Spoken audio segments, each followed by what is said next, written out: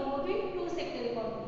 Means आपको सिर्फ consumption expenditure और इन्वेस्टमेंट एक्सपेंडिचर को ही डिटेल में करना है, बाकी दोनों जो है कंपोनेंट्स उसको हमें डिटेल में यहाँ पर नहीं डिस्कस करना। तो हम सिर्फ टू फैक्टर्स ही इसके डिटेल में जाएंगे। फर्स्ट आज हम करेंगे कंजम्पशन फंक्शन, जो हमारा फर्स्ट टॉपिक है इसमें कंजम्पशन फंक्शन। कंजम्पशन फंक्शन को एक्सप्लेन करने से पहले कंजम्पशन का मीनिंग क्लियर होना चाहिए कि कंजम्पशन होता क्या है।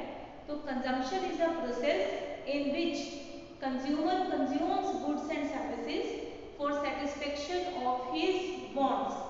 अपनी वांट्स को सेटिस्फाई करने के लिए कंज्यूमर गुड्स और सर्विसेज को कंज्यूम करता है, और इस प्रोसेस को हम क्या बोलते हैं, कंजम्पशन। और कंजम्पशन फंक्शन क्या है, relationship between consumption and income is known as consumption function।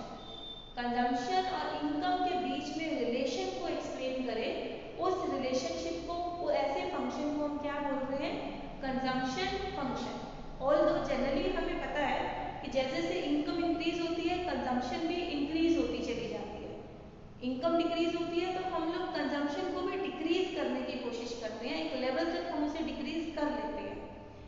तो इसी चीज को अब आपको शेड्यूल और डायग्राम की हेल्प से एक्सप्लेन करना है।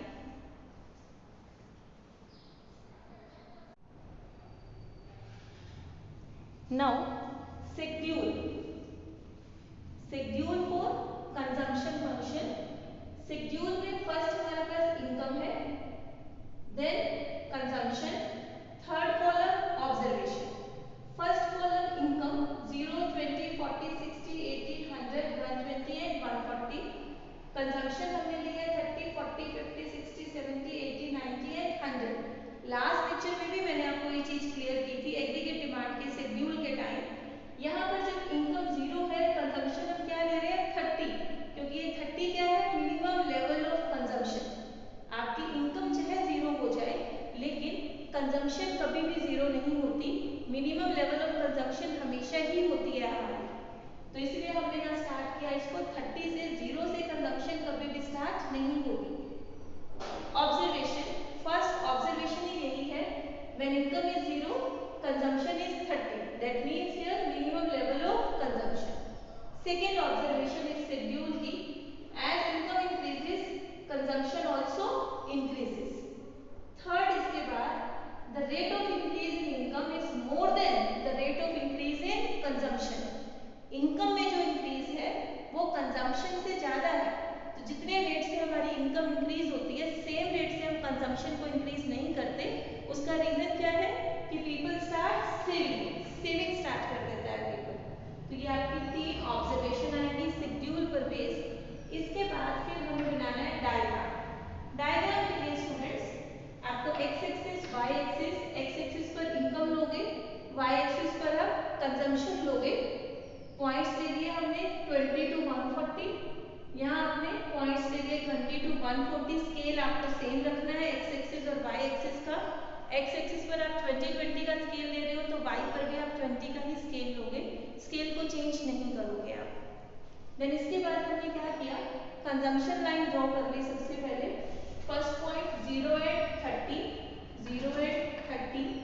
Second point 20 and 40, this one 20 and 40, 40 and 50, 40 and 50, 60 and 60, this one 60 and 60, then 80 and 70, then 180, 120 and 90 and 140 and 100।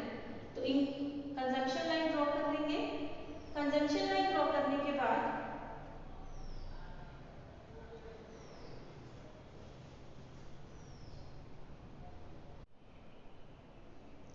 Consumption line draw करने के बाद स्टूडेंट्स आपको एक यहाँ पर इनकम लाइन ड्रॉ करनी है 45 डिग्री एंगल पर, जो आपकी लाइन क्या रिप्रेजेंट करेगी, इनकम लाइन को।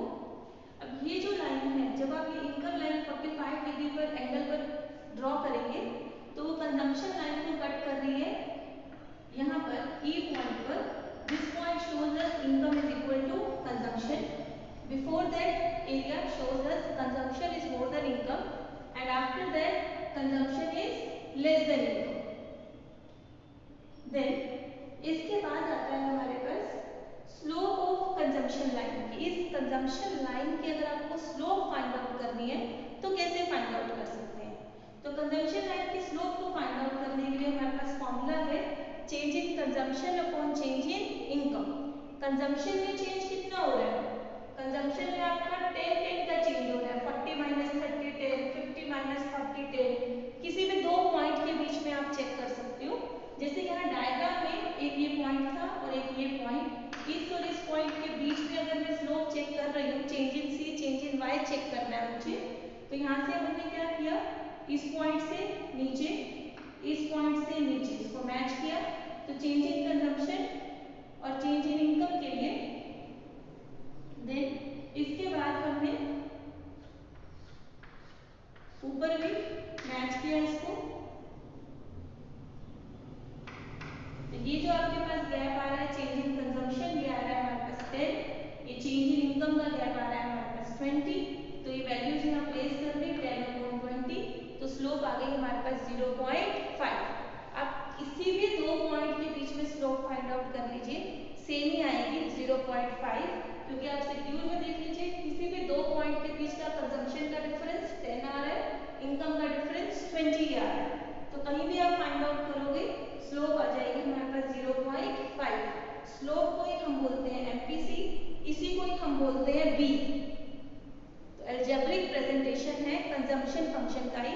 एल्जेब्रिकली हम कंजम्पशन फंक्शन को कैसे प्रेजेंट करते हैं, तो C is equal to C bar plus B bar. C bar क्या है यहाँ पर? मिनिमम लेवल ऑफ कंजम्पशन, जहां से आपकी कंजम्पशन लाइन स्टार्ट होती है। बी क्या है? इसकी स्लोप, कंजम्पशन लाइन की स्लोप, और वाई क्या है? इनकम। इनकम को आप चेंज करते जाइए, क्योंकि minimum level of consumption same रहेगी, स्लोप आपकी सेम रहेगी। जैसे जैसे आप इनकम को चेंज करेंगे फॉर्मूले में, कंजम्पशन हमारे पास आती चली जाएगी। तो इन केस अगर आपके पास इनकम और कंजम्पशन में से एक चीज गिवन है और दूसरी आपको फाइंड आउट करनी है, तो आप इस फॉर्मूले में वैल्यूज प्लेस करके उसको फाइंड आउट